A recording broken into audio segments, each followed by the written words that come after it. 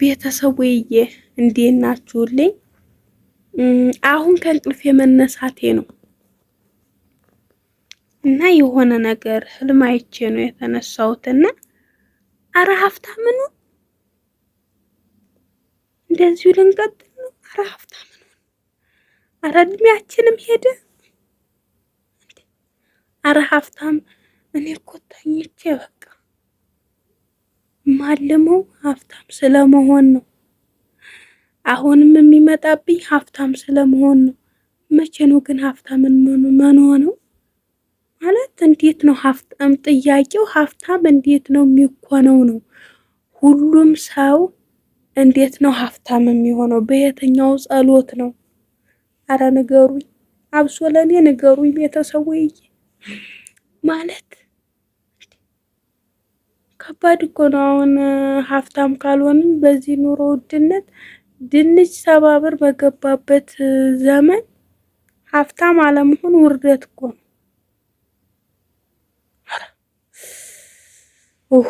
አሁን እኮ ተኝቼ እያሰብኩት ነው። አላስተኛ አለኝ ታውቃላችሁ። በቃ አላስተኛ አለኝ። ለዛ ተነስቼ ለምን አልሰራም ብዬ ሰራው። ወይ ጉድ! አሁን እኮ ሌሊት 10 ሰዓት ነው። የዚህን ያክል እንግዲህ አእምሮዬ እረፍት አጥቷል።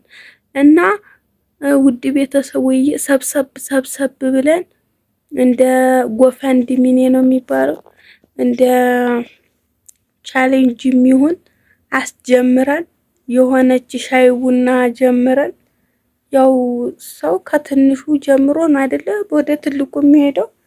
ስለዚህ ከትልቁ ሳይሆን ከትንሹ ጀምረን ሀብታም የምንሆንበትን መንገድ እንፈልግ ቤተሰቦች፣ እንፈልግ እዝጉ እና ምንድን ነው መተኛት የለብንም ነው። አሁን እኔ ከእንቅልፍ የተነስቼ ነው። መተኛት የለም። እንዴት እንተኛለን? ይሄን ሁሉ ዕዳ ተሸክመን ሀብታም ሳንሆን መሞታችንን እያሰብን እንዴት ነው የሚተኛላችሁ? አሁን 10 ሰዓት ነው እንግዲህ የቀረጽኩት ይሄን ቪዲዮ። እንዴት ነው ግን የሚተኛላችሁ? እኔ አሁን ይኸው አይኔ እስከሚቀላ አስባለሁ፣ ጸልያለሁ። ግን አንድ ቀን እንደምሆን አውቃለሁ። ግን እንዴት ነው እምሆነው?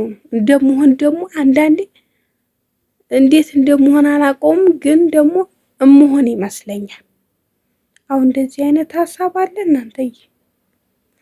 በባዶ ቂጤ ምንም ሳይኖረኝ ሀብታም እምሆን ይመስለኛል።